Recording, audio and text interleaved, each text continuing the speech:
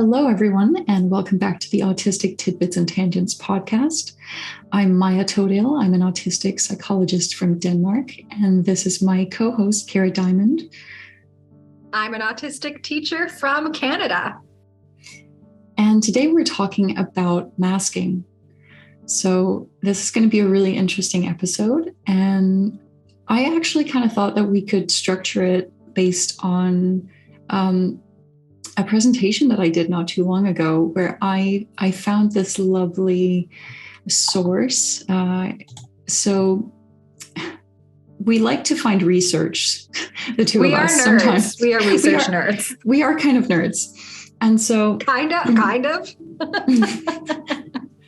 I found this article by Hull et al. From 2017 called Putting on My Best Normal, Social Camouflaging in Adults with Autism Spectrum Conditions. And basically what they found was 3 stages of masking, which, as I told Kara, might be kind of self-explanatory to autistic people. We might be sitting here going kind of, well, duh. But they talk about masking in terms of motivation, the masking itself, and then consequences. And I think that's kind of what we're going to be doing today. So let's get started.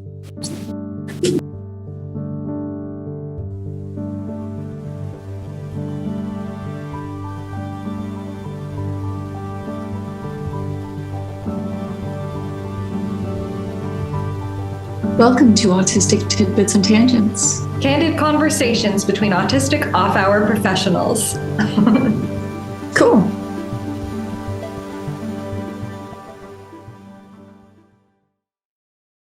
Trigger warnings for this episode include discussions of both the reasons for masking and the consequences of masking, including comorbidities that often result from masking, as well as things like bullying, social rejections and such.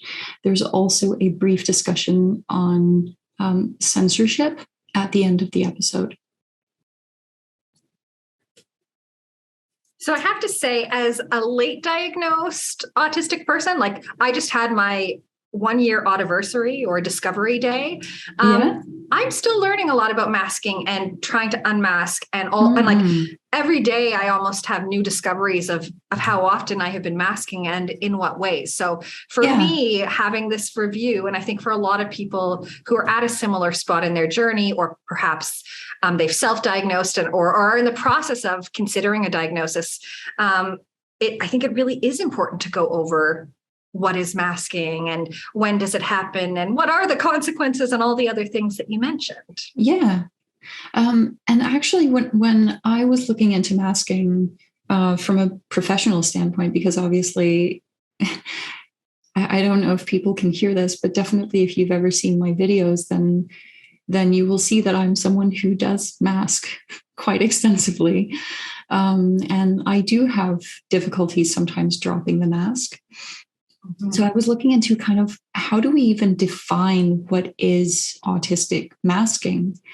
And the definition that I found that I like the most, that I think is the most inclusive to all profiles, is a conscious or unconscious attempt to change your behavior, body language, etc., in an attempt to appear more normal / neurotypical or less autistic. And I really appreciate some autistic people will say that for them it's a very conscious process, and for others it's more of an unconscious process. I think it's both. I'm peeling back layers now. So I definitely know I am aware of times where it's very conscious. In almost every interaction, I'll be thinking, like, what are my eyes doing? Am I giving enough eye contact? Like, what is my body doing? Do I look like I'm listening? Oh my goodness, I just zoned out, but I'm still looking at them. So they probably don't know. Like, I have like a running dialogue kind of evaluating how I am doing and if I'm receptive enough to the person. And but I'm also discovering other ways that I have done it unconsciously throughout my life as a result of feedback from others, or as a result of trying something a number of times and being shut down or excluded or laughed at. Exactly. And I think one of the big things about finding out about masking is really delving into, like, why do we even start masking? And I think really what masking comes down to is that there are so many things in our lives that really depend on other people perceiving us as less autistic than we really are. So everything from friendships and romantic relationships, job opportunities, personal safety, like everything just depends on being less autistic for some reason. And obviously this is terrible, and we wish it wasn't like that. And it's like a type of survival, right? And it is. I think sometimes too, like you and I have considerable privilege as white people, cis people, hetero people, and let's not neurotypical ignore passing, like quirky neurotypical passing, and people of color have the added layer, right? Exactly. But I also think there is an added layer that we both have a profile where it's,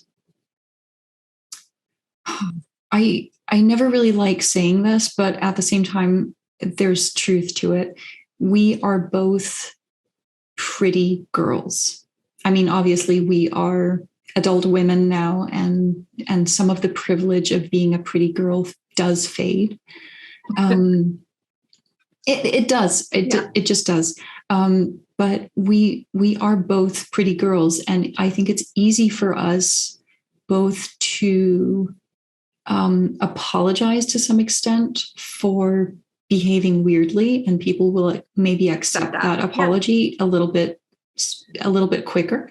And but also, it's easy for us to fade into the background and just hide if we choose to dress and camouflage in a way that does that. And certainly I think it's a big part of becoming diagnosed later is that we both kind of have a profile where we don't draw attention to ourselves. I think, it's definitely harder for anyone who would be perceived as unexpected in a space. That's a term. I have a friend, Benjamin, and they're a trans educator, and they talk about anyone who is unexpected, whether they're neurodivergent, whether they're trans or non-binary, racialized youth, like the way they are perceived versus the so-called norm, right?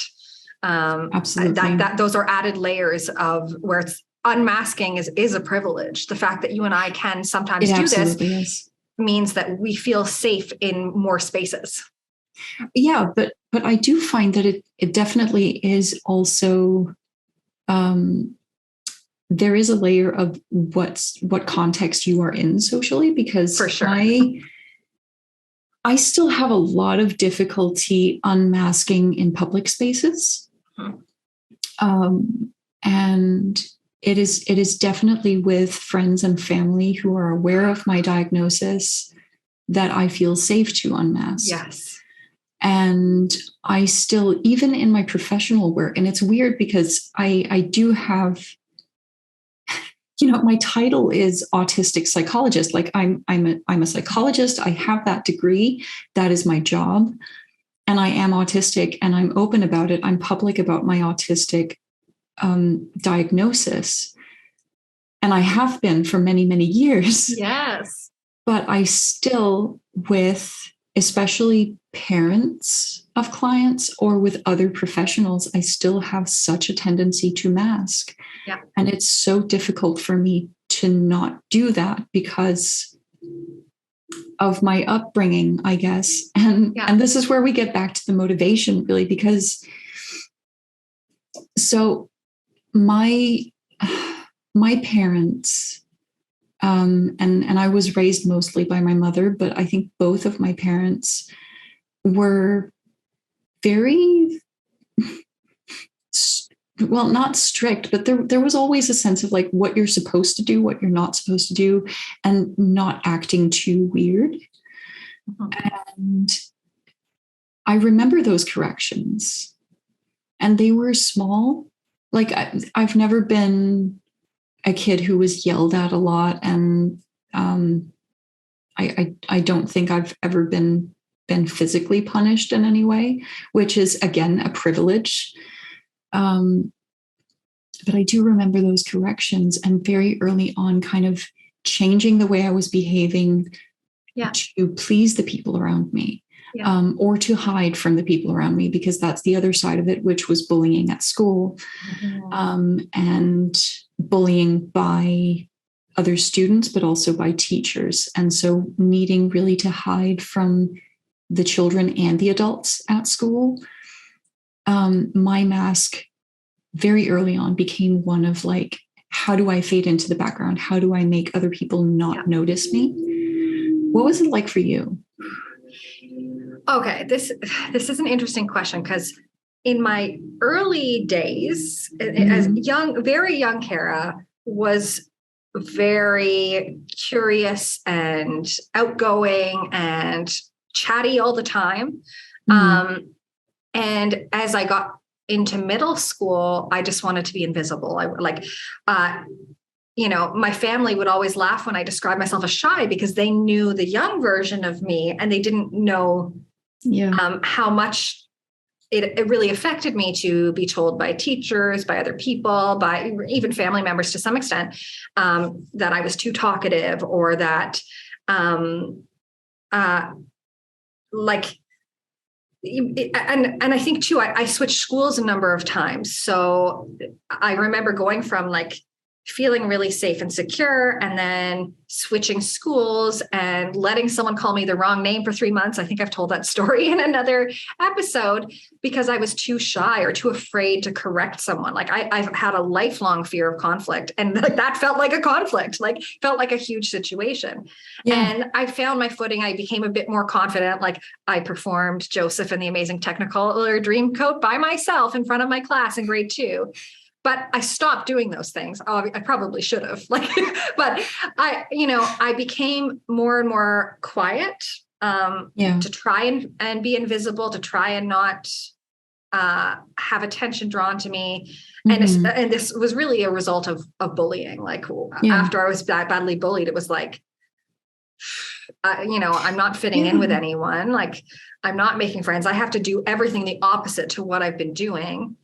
And then getting to what comes naturally, right? Because it's like when we're talking about, I had this question from a parent when I was doing this presentation about masking. She was like, well, I do that stuff too. Does that mean I'm autistic? And it's like, well, no, I do recognize that everyone changes their behavior to some extent to fit based on setting and people. Yeah. I mean, we all do that. But I think when it comes to autistic masking, there's this degree of you're not doing things that come so naturally to you and suppressing your natural, authentic self to a degree where you stop being you. Yes. Well, I have said this for before I got my diagnosis or was thinking about it. If I become friends with someone at work, for me, I feel like it causes problems because I can't present the usual mask.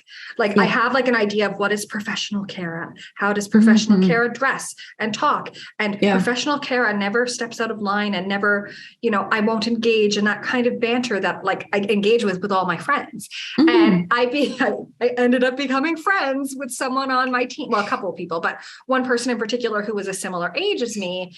And I was like, we're going to have trouble at meetings now because you're going to read my mind and I can't control my face. And it then becomes a challenge for me because it's like how I relate to this person is different than my natural way of wanting to relate to this person. I have to quelch that part of me in meetings so I appear professional. Okay, here's something that just crossed my mind as you were talking about this, because when we met, It was, yes. it was work related. It was. And our emails? I remember you writing me about a student, and we were emailing back and forth and finding a day that we could meet on Zoom and talk about this student and what to do and all of these things. And I remember our first video chat. Well, first of all, the emails where we were very, very professional and very masking and very sort of... And very long, because we had to put all the information that we needed to convey. But it's very like, this is how you are supposed to type when you are a professional. And then our first video meeting where everything was, also like very like finding out how can we communicate in a way that, and you didn't have your diagnosis at that point. So I was treating you like you were a neurotypical. And now there's such a difference between how we talk when we are recording and when we're not recording. Yeah. And it's actually kind of interesting because obviously we're still masking when we're recording, but I feel like we're trying to find that balance. Degree of masking that is where it's just about what is socially like acceptable and how do you speak when you are on a public platform, rather than hiding our autistic selves. And I feel like we're both still trying to find that balance. Yeah, definitely. I would agree with that. And I think it's funny too, just looking at our emails now, like sometimes it's like one absolutely. word, like it's like online, you know what I mean? Like, whereas before it was very formal. And what do you think of that? Is that clear? Does that make sense to you? Like we did a lot of polite exchanges, mitigating our message, Oh yeah. And very like spending a lot of time explaining to make sure that the point got across. Which is such a coping mechanism. As intended. Well, yeah, it is, because and I feel like a lot of autistic people develop that tendency to over-explain themselves because there are so many misunderstandings. Mm-hmm. And then on the flip side of that, things like Twitter, which, okay, I'm going to say this. I never want to say this publicly, but I'm going to say it anyway. I find Twitter so difficult because I feel like people on Twitter are constantly trying to misinterpret whatever's being written. It's like, because you have to be so brief about everything. Mm-hmm. Yeah, someone will find something you left out or an angle you didn't address. And yeah. And it's like, you have two versions of Twitter, right? You have all the really brief, like one post, right? And everyone misunderstands everything.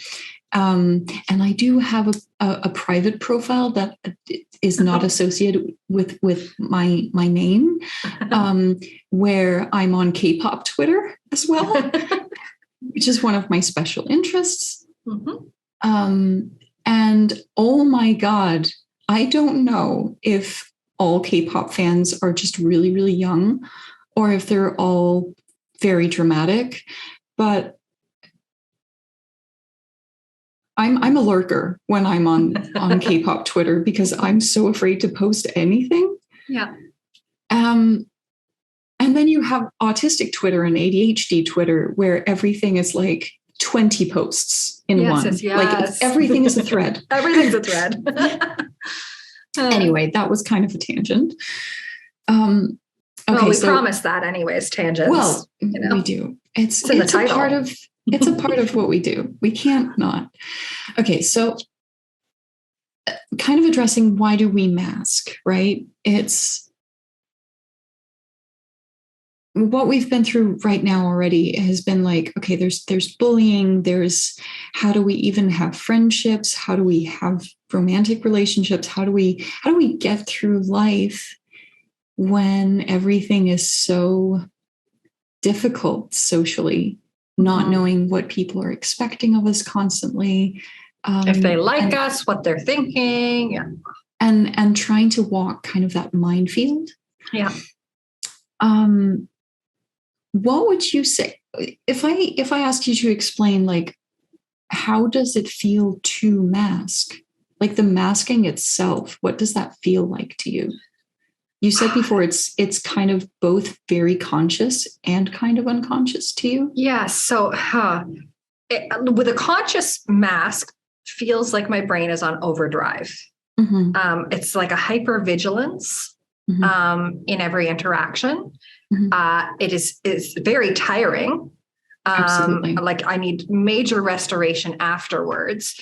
I think it's probably easier to speak about the difference. Like when I'm just speaking with friends who I'm very relaxed with, or family members who I'm relaxed with, and I'm not conscious. Like right now, I'm looking out the window. I'm not forcing myself to look at you.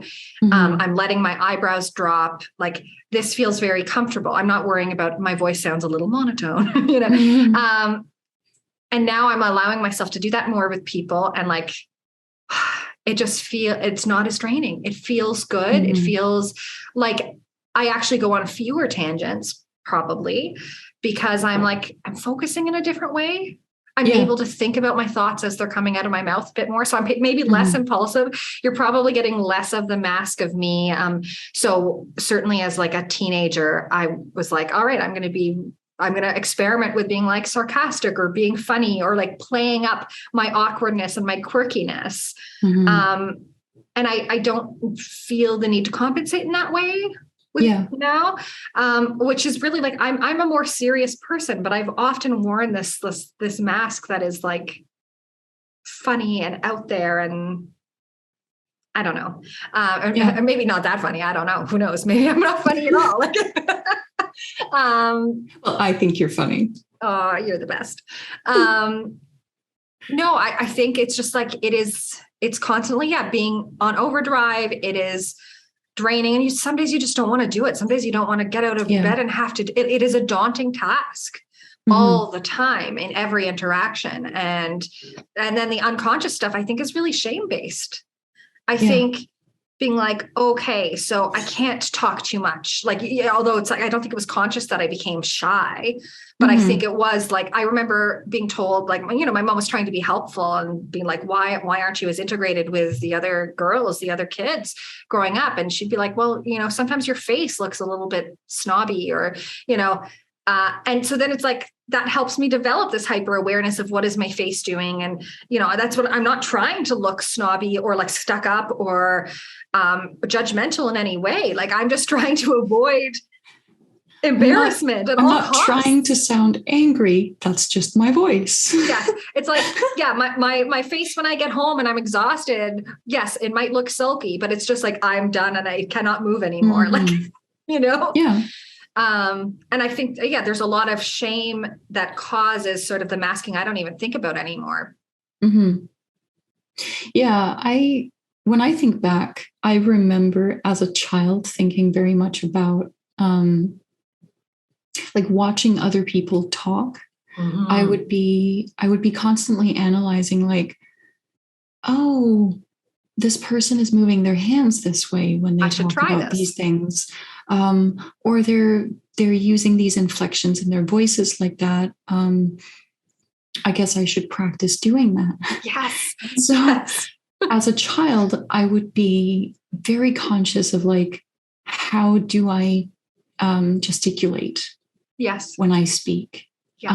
How am I supposed to do this and that? And I feel like those things have become automated to a point where those things are no longer conscious, but they used to be. That's probably accurate too. Like I remember practicing to movies. I watched a lot of like 1940s movies. So I really think I probably became even more dramatic as a result. Mm-hmm. And probably like a lot of things like and I have different roles with different people sometimes that I fall into like, I am in a romantic sense. I am very much like a housewife. Like I like the feminine. I like to cook. I like to take care of people. Taking care of people is a huge mask as well. Like, but in grade 9, after years, different schools and years of social rejection, and I was starting at a new school, it was like, I reinvented myself in a way.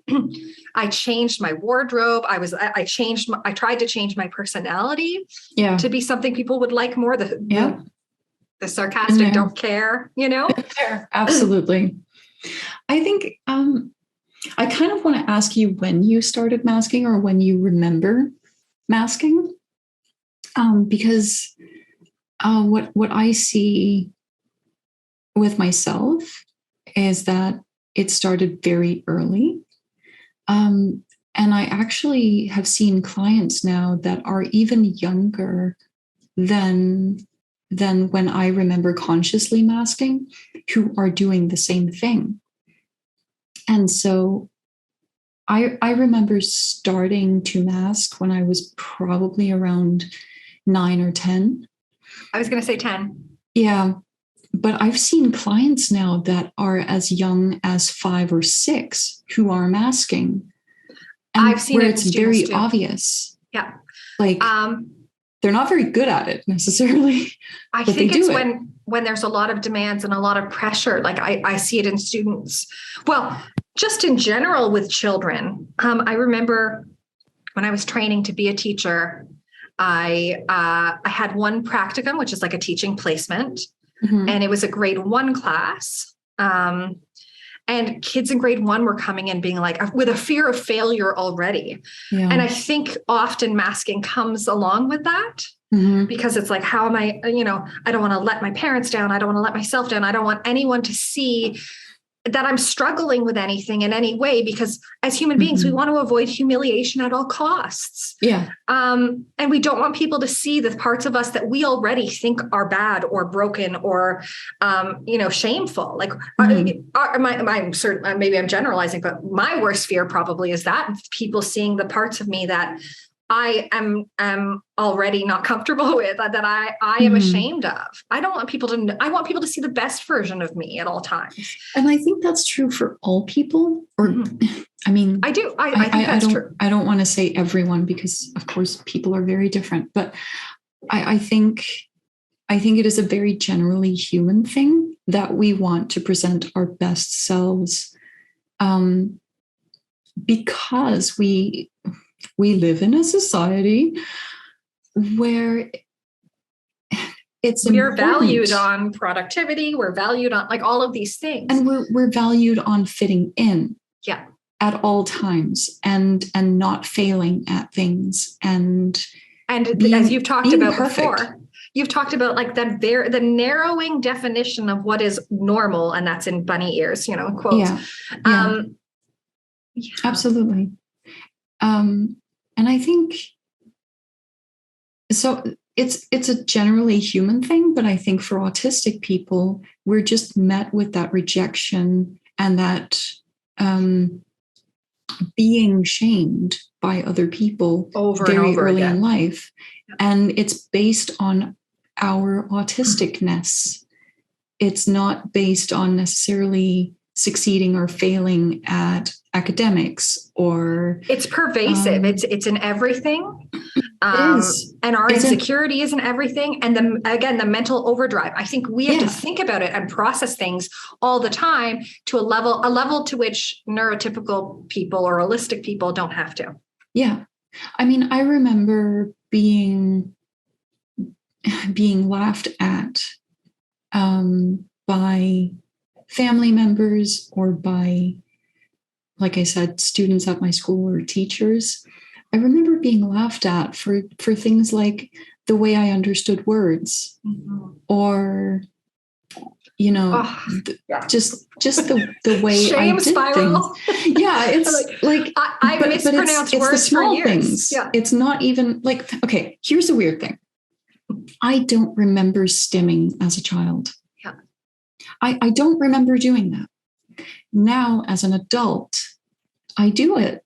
And it feels authentic. It feels natural. It feels like something I should have always been doing. Yeah. But I don't remember ever doing it as a child. I think I skipped a lot. I had a lot of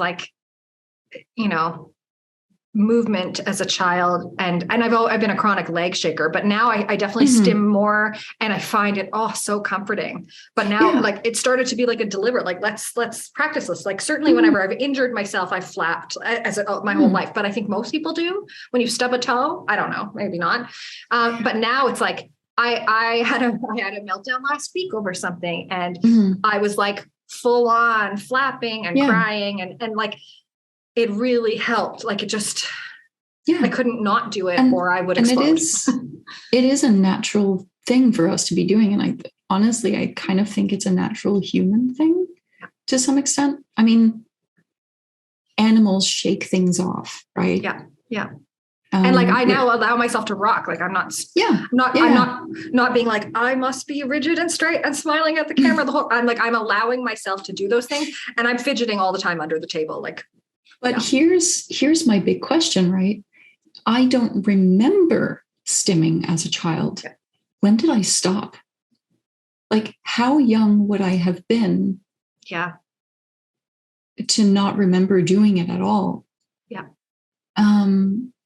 And also, and here's the other thing. I mean, I did. I played with stuff in my desk all the time. I fidgeted nonstop. I shredded napkins, and I did, like, you know, we had paper napkins at dinner all the time, and I wouldn't even realize until there was a pile of like snowflakes on my lap, and I'd be like, oh, I was doing that. So I think I was, and I wasn't thinking about it as what it was. I mean, no, obviously. But the thing is, I remember a lot of other autistic behaviors that were maybe more solitary, easier to hide. Oh, I spent all the time like outside in the woods, like all my summer breaks, all my winter breaks. And I was like the happiest kid, you know, in my imaginary world, imagining fairies in the trees and running around. Like, so I was probably stimming the whole time and just, you know, no one's around to watch. So no, exactly. And then when you're in situations where you feel like there isn't room for your autistic self, then it's like lockdown. Yeah. Lockdown. Yeah. That's a good way of putting it. It's like, okay, now we're going to put on the neurotypical armor, like plate, and just pretend that everything that's underneath doesn't exist. Well, and it's funny as adults too, like, so people have obviously different versions of me in their minds, depending on how they know me. So I've had people be like, you're so relaxed. You're so calm. You handle everything so well. Like, and it's like, yes, you must be a work friend. You know what I mean? And then it's like, you know, people I've dated, my former long-term partner was like, you don't handle stress well at all. Like you are always anxious. I was like, yes, I am. And he actually had asked me, like, do you think you're autistic at one point? So like he was seeing things that no one else gets to see. Right. Yeah, obviously. Yeah. Okay. So who do you think masks? Like, I mean, like you said, everyone to a degree. Do you think all autistic people mask? Because I'm not sure all autistic people mask. Oh, that's a good question. I mean, I think those of us with like internalized presentations all mask. Because like we try and hide it. We try and lock down, like you said, we try and make ourselves invisible at recess, you know, in the years that you're badly bullied. And I think some people with more externalized presentations, like I saw someone actually post something on Twitter about like, we all break at some point. Yeah. Some people break earlier than others, and they tend to have the more externalized version. And some of us try to hide it and then eventually break and have to get diagnoses. You know what I mean? Like, yeah. So I don't know. I don't know. What do you think? Well, I think most of us mask. I even think people with externalized presentations do their best to mask. And I think masking beyond your capacity is a big part of why we break and burn out. Yeah. But I also have met autistic people that, and this is going to sound judgmental, but it isn't. Say it. Who did not have the interoception or the social motivation, I guess, to mask. Well, we all know some like curmudgeonly old person who could be autistic, who doesn't give a flying, and that would be lovely sometimes. Maybe that's not masking. Would absolutely. I wish that we were all like that, honestly, because authentic I think I think if people saw all of the autistic people that are out there, like there's a lot of us. And if people actually saw autistic expressions more often, I think it would become normalized. Yeah, that's to a much greater degree. But I definitely have seen autistic people who either didn't care about masking or didn't know, quote unquote, that they should. Yeah, definitely. And obviously they shouldn't. And none of us should. Well, in some circumstances we have to, for safety and for like to have access to job opportunities. And I wish it wasn't the case. I absolutely wish it wasn't the case either. I would like to change that. But it's, we sort of have to teach people how to and when to. Masking can definitely be a benefit, and it is definitely a privilege to be able to. We just wish it wasn't. Yeah. And it's interesting because I remember when I was doing my dissertation and doing my lit review, there was research that showed that folks who were autistic with so-called average to above average intelligence actually have the worst employment outcomes of any disability group. And I think it's because, people don't know people don't know to compensate or don't even understand that we're doing something that's really difficult for us all the time. Yeah. And also a higher risk of comorbidities, especially things like anxiety, depression. Suicidal ideation, suicide in general. Oh, these are a lot of trigger warnings we're going to have to put in. All the things. And it is weird, but this goes for the general population as well. People who score higher on IQ tests have a higher risk of internalized mental health difficulties. Do you think masking is correlated in some way with? No, I think it's just the higher you score on IQ, I think that the less likely you are to find people around you that you relate to. And okay, so I'm going to give an example. I had a client who was a teenager and was at the time undiagnosed. Okay. And went through testing and obviously got, you have to get, as a child, what's called a WISC test. Yes. Which is the children's version of the IQ test. The Wechsler, something. Something. I can never remember. Yeah. When you're an adult, it's called the VICE test, but it's just different versions, right? For children and adults. Anyway, she got this test back, and obviously she got tested and did get a diagnosis for autism as well.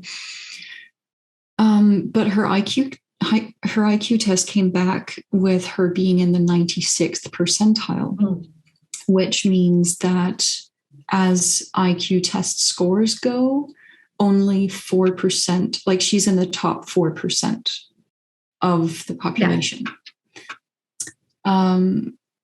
And honestly, talking to her, it's difficult to tell whether someone like that feels socially isolated because of their autism. Yes. Because they don't want to talk about the things that other teenagers want to talk about. It's just not interesting. I had attributed a lot of my difficulties to that for myself, particularly. So I wasn't interested in talking about the Backstreet Boys, or like, I'm like reading books on the Holocaust and like, heavy history and politics and, all of this stuff. And I'm lucky in the sense that for me, I'm interested in both. Like, I read books about serial killers or about history or, all these things that other teenagers didn't want to talk about. But I was also interested in pop music, and I still am to this day. Yeah. And that for me is a benefit. I just became a theater kid, and that was good. But then because I'm autistic, I'm so interested in pop music that it also turns people off. Like, it's like, can you stop talking about the Backstreet Boys or Britney Spears? Or, I mean, and the Backstreet Boys. Okay. I listened to you with my friends. All right. You kind of grew on me over time. AJ, you were mine. You're my favorite. I mean, I can never stick to one. The problem for me with pop music is that I like a lot of different music. Yeah. And yeah. But I stopped buying music because at the time, like, you had to buy CDs and things like that. And it was just too much. I just knew I would spend a fortune and go broke. And now things are easier. But anyway, I digress. We digress. I have a question for you, though. I was just thinking as we were talking, whether this is masking. Okay. Mm-hmm. So I have always... I'm very distressed at the idea of distressing other people. I don't want people to worry about me. So as a kid, like, I didn't tell my parents I was being bullied. I didn't tell them. Like, I tried to keep everything inside and deal with things myself. And like, so much of it was because I was like worried about hurting other people, or, they're going to feel terrible if they know this, but at great personal expense to myself, being isolated with these problems and having difficulty problem solving them. Mm-hmm. I mean, I think that does fall under masking, but I don't necessarily think it's a particularly unique thing to autism, because I mean, all kids do that. Not all kids, obviously. I'm generalizing. Sorry. No, but children have a tendency to internalize problems. Mm-hmm. They have a tendency to blame themselves, for example, if their parents are getting separated or divorced. That's true, yes. A lot of children don't want to tell their parents if they're being bullied or if something bad happened to them, because especially if they have a sense that their parents already have problems. So like, if there are financial problems, or if a parent is clearly ill or unhappy or something, then children will, as a general rule, keep that to themselves. And I think it is a form of masking, but I don't think it's a uniquely autistic form. Okay. Yeah. That makes sense. Does that make sense? Yeah. Thanks. Because I think when we're talking about autistic masking, the thing that is unique to autistic masking is suppressing our authentic autistic behaviors. Yes. Right? Okay. So it's things like, and of course this is just my way of thinking about it. So I could be wrong. I'm not going to say that this is the truth, because I don't think that anyone necessarily has the truth right now. But when I think about autistic masking, I think it's things like adjusting our autistic behaviors to minimize them, changing the way we speak, the way we use our faces, the way we use our body language, minimizing our interests, like our special interests. Yeah. It could be pretending to be interested in the things that everyone else is interested in, but it's also things like, say, my special interests when I was a teenager was Britney Spears and the Backstreet Boys, right? Earlier than that, it would have been Legos and dinosaurs and things like that. And when I was talking to other kids, either as a young child or as a teenager, I would avoid talking about the things that actually interested me. Yes. Because it wasn't welcome. Yeah. And I knew from experience that if I did talk about the things that interested me, I would be socially punished. Yes. I also have found like you get to a point when people make fun of you all the time. You try different things. So I tried being the first one to make a joke about myself. I tried all the things. And eventually you kind of settle on like, I'm just going to like try not to react to anything and present like this calm facade, no matter what is said, no matter what, even if there's like a jump scare, even if on the inside, I'm like, even if your sensory sensitivities are being triggered, I have to shut it down. Shut it down and try to become a duck on a pond. Yes. With my legs swimming under so fast that no one would ever know. Sees. Yeah. Nobody sees. And I think it's also things like rehearsing conversation scripts. Oh my gosh. Yes. Like doing that is, as far as I can tell, fairly unique to autistic people. Okay. I do that all the time. Even now, like just before this call, I was like, I'm in a pickle with somebody. How do I communicate this? And you told me things to say. I'm going to go practice and write down and like all this stuff. And I do that all the time before it's something I'm scared about.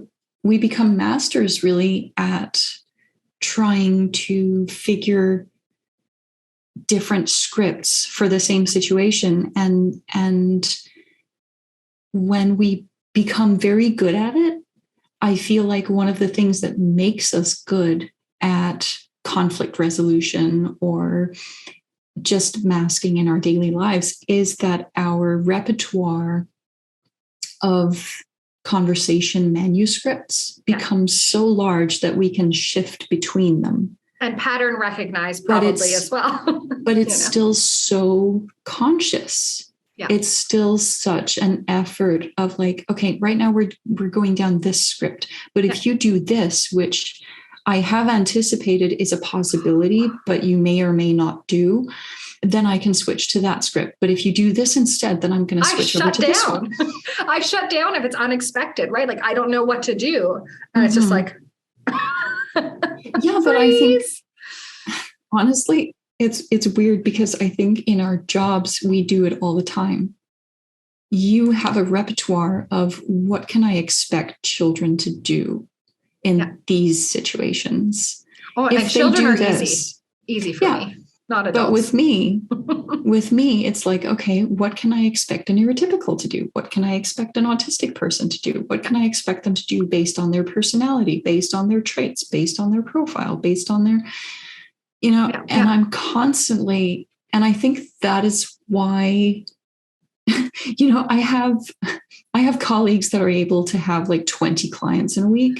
Oh no. I am never, ever, ever going to be able to work full time as a psychologist because at the end of 3 clients, like I can do 5 or 6 in a day, but then I'm just dead.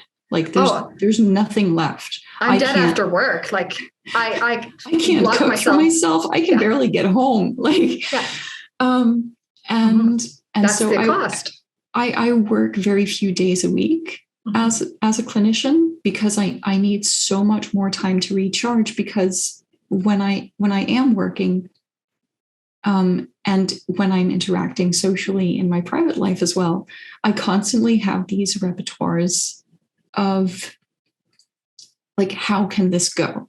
And I'm constantly trying to anticipate everything that happens socially and adjusting.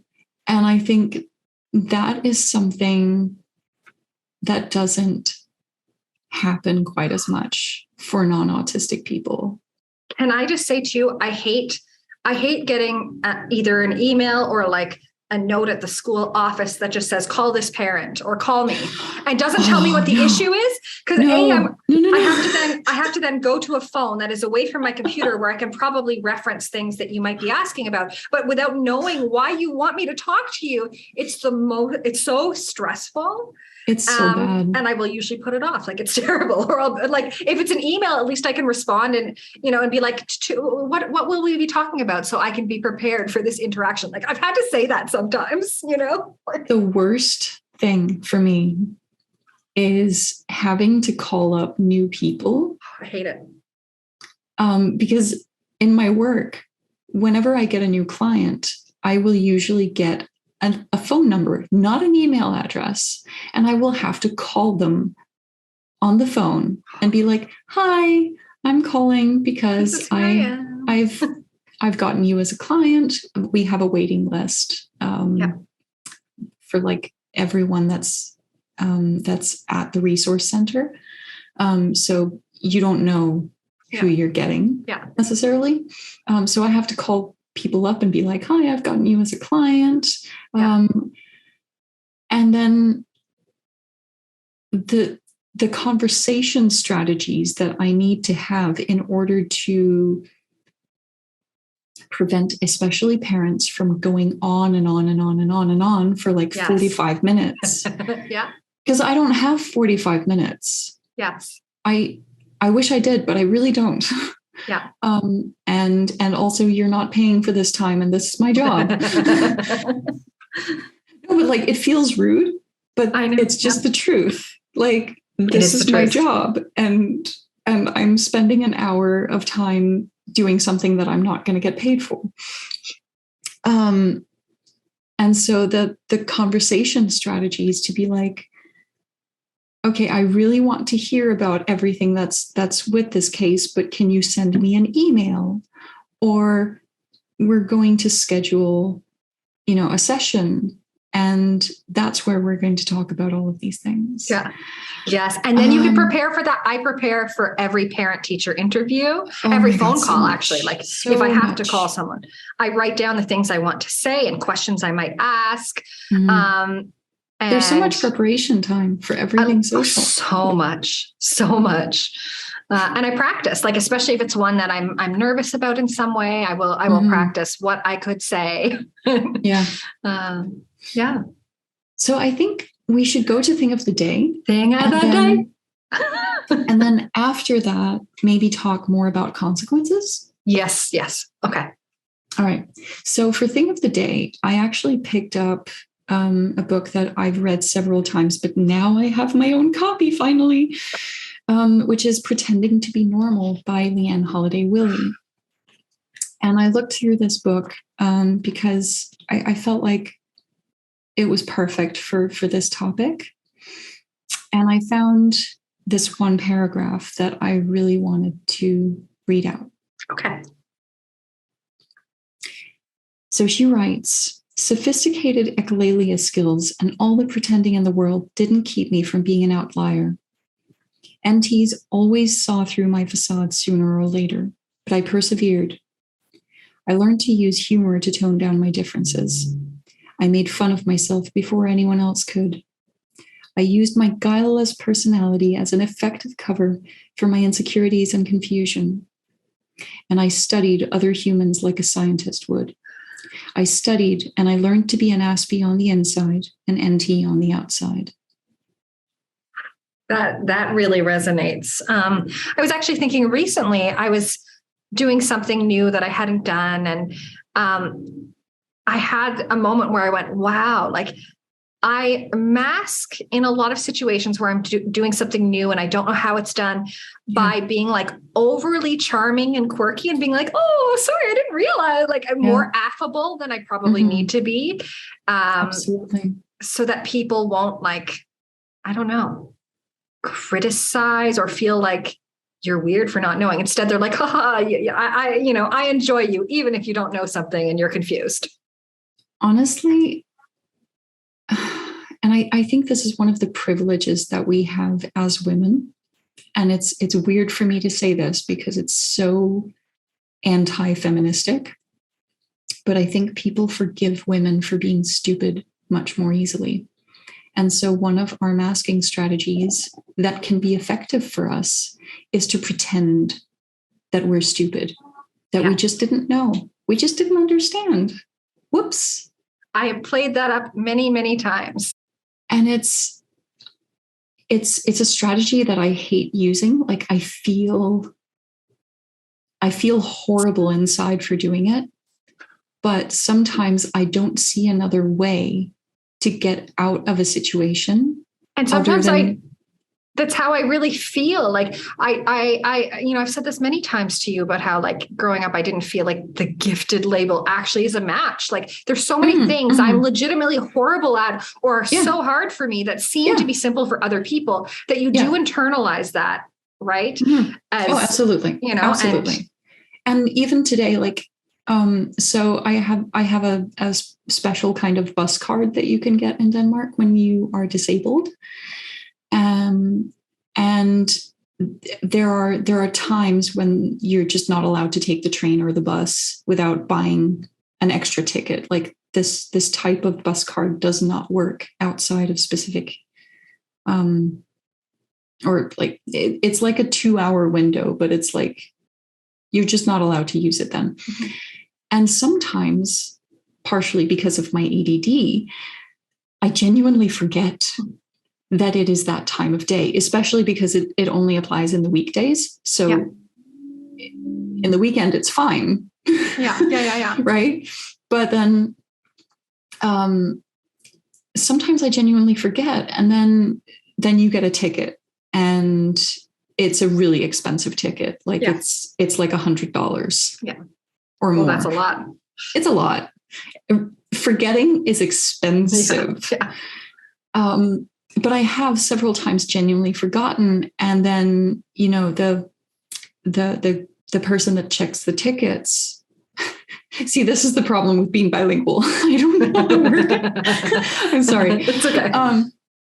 They will come to check my ticket and it's like, oh shoot, I'm not allowed to be here right now. And the only way for me to get out of that, because they don't care that you're disabled. They don't care what disability that you have. They don't care why. The only thing that I can do to get out of that situation is try to make myself as small as possible and try to just apologize profusely. And this is the thing I can do because I'm pretty. I kind of hate it, but I know that I can do this, is to put on the doe eyes and be like, I'm so sorry. I will get off. I will get off at the next stop. This will never happen again. Yeah. I didn't know. And just, express my panic in that situation. And it's genuine panic, but I feel like I'm exaggerating and I feel dishonest for doing it because it's not how my panic naturally would express itself. If you were in a room by yourself. It's like I have to mask my panic and my genuine apologeticness. Yeah. But I have to fake the expression of it, even though the feeling is genuine. Yeah. And it feels disgusting. But it has saved me one or two tickets over the last 20 years. Yeah. And it's weird. Yeah. But I feel like the quote from Liane's book, learning to be Aspie on the inside, but non-autistic, neurotypical NT on the outside. That to me really hits home because it's like learning to be true to yourself internally, but then expressing yourself in a way that other people can understand. And how do you do that? And how do you make it genuine enough that you don't lose yourself in it? Is so difficult. It's like being in a country where a different language is spoken predominantly all the time. And in fact, this was something that happened really, like this was really interesting. That you will never learn. Yeah, even if you try. No, many of us are good at acquiring languages. I'm not one of them. But I do remember, about a year ago, I was dating someone who was Spanish speaking, well, English and Spanish speaking, but many of their friends were Spanish speaking. And I went out with them and they're all speaking Spanish. And I obviously was an outsider, but I'm used to that, right? But it was the least awkward I have ever felt in my life, because I was like, oh, any misunderstanding is because I don't know the language. I honestly didn't have my heightened overdrive hypervigilance, because I'm just like, I was just interested in looking at everyone as they spoke. And I wasn't thinking about myself at all. It was like such a relief. And I went, I wonder if this is how neurotypical people feel in interactions, where they're not worried about themselves all the time. We'll have to ask a neurotypical in an episode. We will have to. Absolutely. Okay. So consequences of masking. Burnout. We have touched on this a little bit previously, but I feel like we do have to separate the short-term consequences from the long-term consequences, because short-term, as you mentioned earlier, it's like you get exhausted, you need to rest, you need to recover from all of the energy that you have spent that you really didn't have. Yeah. And all the different coping strategies you try, right? Like the personalities or the traits that you try on and see, will I get the same response if I act this way? Yeah. Short-term. Doing this or that, because maybe they will like me if I do this or don't do this. Yeah. And of course it can lead to periods of social withdrawal and all that. But really then long-term, and there's research on this. There isn't a lot of research, but there is research on this. And I'm going to go through this a little bit quickly because we've spent a lot of time talking about this. But I feel like it's so important to actually list these things. So obviously, stress and anxiety, depression, and the risk of developing suicidal ideation, exhaustion, burnout, and getting a later correct diagnosis, because masking can be misinterpreted. So there's the case in which you just get a late diagnosis, but it's the right one. But there's also many, many cases in which especially women are diagnosed with multiple personality disorder, borderline, but also, and this is frightening, different variations of schizophrenia. So very rarely it'll be paranoid schizophrenia, but it will often be schizotypical. And just variations of that. And you end up being stuck with a diagnosis that actually isn't real or isn't true. It's not a match. Or even if it is kind of true, like people who have depression and anxiety and are also autistic. But if you're just trying to treat the depression and anxiety and don't know about the cause, it's going to feel like untreatable depression and anxiety. And sometimes it still is, but very rarely. I mean, I feel like often when I see people, they will have the symptoms of stress and anxiety, burnout. But when you recognize the cause and you address the cause of it, then it's not untreatable anymore. It just takes a really long time, because burnout is a physiological condition that takes time to treat, which I believe we actually pre-recorded the next episode that's coming up with Carol Jean Whittingham. And she's addressing that a little bit, I believe. Yes, burnout. As I recall. Everything we need to know about burnout.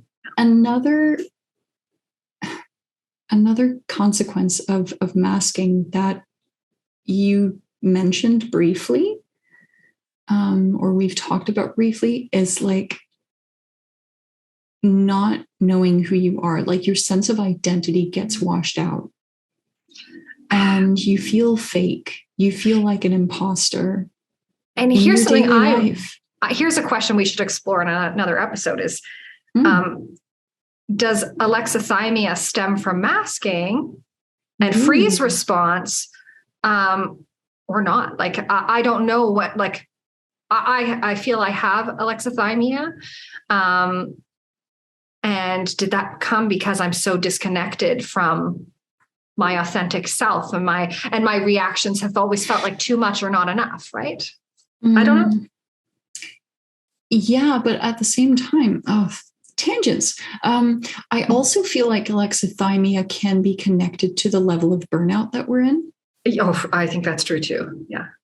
Because when your nervous system is so overloaded, then I feel like something can happen where the body just goes, you know what, we can't be processing all of this information. Shut it all down. Yes. But like when we're in survival mode, we shut off other parts of the information flow. Like when you're hungry enough, you stop feeling hungry.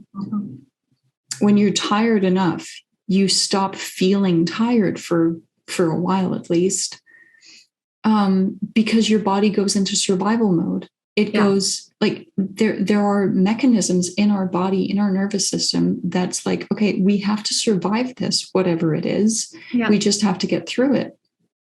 And I think a part of burnout is that we get to a point where our brains just go, this is too much. If we're going to survive, we just cannot allow the signals of whatever this is. Yeah. Of being uncomfortable, of being sad, of being in emotional pain. We can't allow those signals in the nervous system to actually get through, because if we do, we won't survive. And I see this a lot with particularly girls who are masking in their teen years. When they go to school, young children do this as well. They go to school and they forget to eat and drink and like go to the bathroom and things like that. And it's almost like they go to school and they shut off everything from their neck down. Like all the signals from their body, just shut them off. We're going into robot mode. We're just going to get through the school day.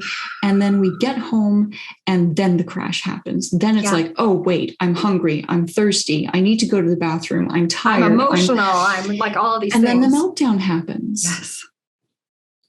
And so obviously that's short term, but when that builds up over years and years, that could contribute to alexithymia. I don't know. Wow. Hypothesis. Yes, let's definitely do an episode on alexithymia at some point. Yes. I think that would be a really good deep dive. And of course, to our audience, if you have any requests or wishes for future topics, you can go to either of our Facebook pages or our YouTube channels. Or Twitter or Instagram. Or whatever. Reach out to us. Let us know what you want to hear about. Because, we do tend to pre-record as many episodes as we can due to our schedules. But, we do read whatever comes in, and we will be very, very happy to hear what you want us to delve into. So please do let us know. And wherever you are listening to this podcast or watching it, please do like, comment, subscribe, all of the things that you can do. Especially if you have nice things to say. No. Honestly, though, I feel like I want to hear everything. Like I want to know what people are thinking. And criticism is always welcome. And I've said this on my YouTube channel back when I was still doing that. I'm perfectly fine with hearing criticism. What I don't like is when people are negative just to be negative, like when there's not any substance in it, or when it's just invalidating like someone's experiences. But yeah, exactly. But actually, for sure, we can always do better. We can always there are angles we haven't thought about as very privileged people. I'm sure. Like I always want to hear those things. What can we do better? What are we missing? Yeah. I always had this policy with myself that the only types of comments I censor are comments that are invalidating to other people, not to me. I don't care what people say about me, honestly. But if they're invalidating to other members of my audience, or if they are harmful to other members of my audience, like I remember one YouTube video where there was one commenter telling someone else to go and off themselves. And I delete comments like that. Like you just free speech and all, but you do not have the free speech to say things like that. Yeah. Oh, that's terrible. Just no. Not in my house. So I feel like those are the types of comments that I just will not allow anywhere. But everything else, send it our way. Bring it. Yeah. We want to hear about the things that we could be doing better, or if you have ideas for guests that you would like to see. If you want to be a guest, let us know. If you want to be a guest, reach out to us for sure, and let us know what you want to talk about. Yeah. Well, thanks so much, Maja. This was such a wonderful conversation. I always enjoy talking to you. You know that. All the tangents. All the tangents. Thanks, everyone, for listening. Thank you, and bye.